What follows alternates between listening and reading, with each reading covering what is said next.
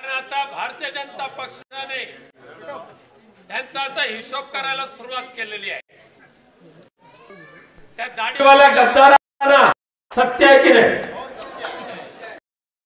दाढीवाल्यांचे आता काउंटडाऊन. आता ते पकडा कापा पिसा हे आता जास्त आहे. त्यांचं जी औलाद आहे ना ते आता संपणार.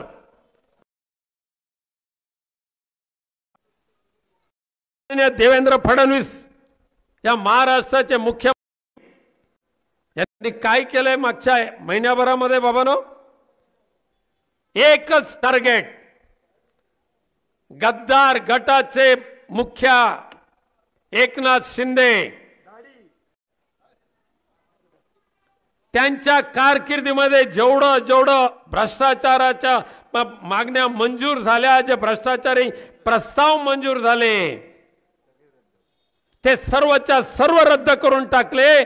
सुमारे 5,500 कोटीपेक्षा जास्त ज्याच्यातून कमावला होता या गद्दारांनी ते सगळे प्रस्ताव देवेंद्र फडणवीस यांनी रद्द केले. देवेंद्रजी, देव तुमचं भलं करो. सध्या तरी देव तुमचं भलं करो. आणि आमच्या त्या मालवणी भाषेमध्ये एक म्हण आहे, तुम्ही सुद्धा अर्धे मालवणी. नको नको जाऊया, वाईन चाटून खाऊया. बरोबर ना? उपमुख्यमंत्री पद नको, उपमुख्यमंत्री पद नको, पालकमंत्री पद नको. आणि त्यांनी पळायला सुरुवात केला. बरोबर, हा जावं येऊन वाईन चाटून वाईन चाटायला सुरुवात केलं. त्यांनी घेतलं उपमुख्यमंत्री पद, पण हातपाय लुळ्याने काय करू बायले. तसं झालंय आता. तसंच झालंय आता. काय बोलायला काय वाव राहिला नाही. जास्त बोलला तर ढुंगणावर लात मारतील. भारतीय जनता पक्ष आहे तो. आज दुर्दैव आहे महाराष्ट्राचं. दुर्दैव आहे महाराष्ट्र. किंवा महाराष्ट्रामध्ये रामदास कदमांसारखी एक घाणेरडी औलाद या कोकण भूमीमध्ये निर्माण झाली. त्या गद्दारीला साथ मिळाली ह्या फडबुंजा बाकीच्या लोक. आणि अरे ज्या महाराष्ट्रामध्ये छत्रपती हिंदवी स्वराज्य संस्थापक छत्रपती शिवाजींचा जन्म झाला, प्रतिपालक हिंदवी स्वराज्य म्हणून ज्यांची पदवी ज्यांना बहाल केली, ज्यांच्या राज्यामध्ये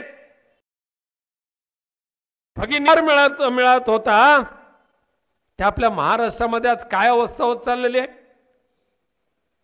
मध्ये एसटी चालत्या बोलत्या एसटी मध्ये लॉज, आणि त्याचा मंत्री हा गद्दार गटाचा प्रताप सरनाईक म्हणे आम्ही आता कंडोम साफ करायला घेतले. दुसरा एक गृह राज्यमंत्री होय, 50% म्हणे महिलांना जी एसटी ते आता मी रद्द करणार, हे त्या गद्दार गटाच्या मंत्री प्रताप सरनाईक यांनी सांगितलं. लाडक्या बहिणी किमान 60 लाख बंद होणार. बंद म्हणजे लाडक्या बहिणी फायद्यापासून महाराष्ट्रामध्ये 60 लाख चित राहावं लागणार. आणि इतर बाकीच्या सगळ्या योजना, रस्त्याला पैसे, धरण बांधायला पैसे नाहीत, ठेकेदारांकडून टक्केवारी घेऊन मोकळे झाले.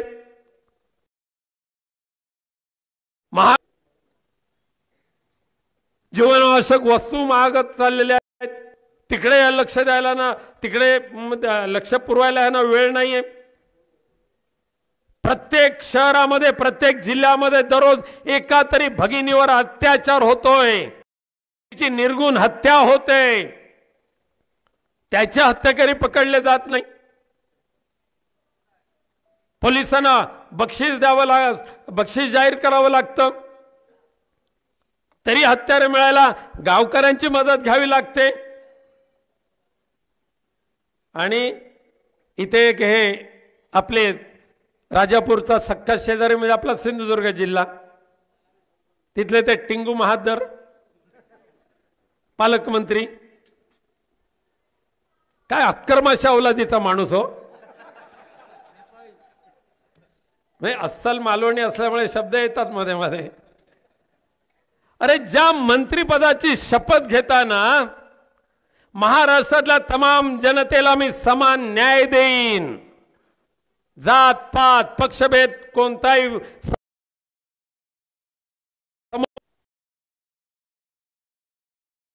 ठेवे, नितेश राणे तुम्ही का विकास साहेब कडे सिंधुदुर्गामध्ये 2-3 ठिकाणी सभेमध्ये भाषण करतो की ज्या ज्या ठिकाणी उद्धव बाळासाहेब ठाकरे पक्षाच्या ग्रामपंचायती आहेत त्यांना मी म्हणे एक नवीन पैसा निधी देणार नाही. काय तुझ्या बापजाताचा आमच्या हक्काचा कर आहे. आणि मग होय मी त्यांना सांगितलेलं आहे की ज्यांचं टाळकं फिरलेलं आहे ना अशा त्या नितेश राणेंच्या डोक्यामध्ये जर मंत्रिपद आणायचं असेल, त्याने घेतलेली शपथ त्याला आठवून द्यायची असेल तर त्यांना मी कोर्टात खेचणार. आणि आदरणीय पक्षप्रमुख उद्धवजी ठाकरे साहेबांच्या मार्गदर्शनाने आदेशाने येत्या आठवड्यातच नितेश राणे तुम्हाला अशी नोटीस देईन की त्या विधानसभेच्या अध्यक्षांना आणि राज्यपालांना या नितेश राणेंना टर्मिनेट करावं लागेल. अशा पद्धतीची घोडचूक त्या नितेश राणेंनी केलेली आहे. फक्त तुमच्याकडे येतील त्यांना रहिवासी नाही, त्यांना आता भारतीय रहिवासी किंवा महाराष्ट्रातली लोक नाही दिसत.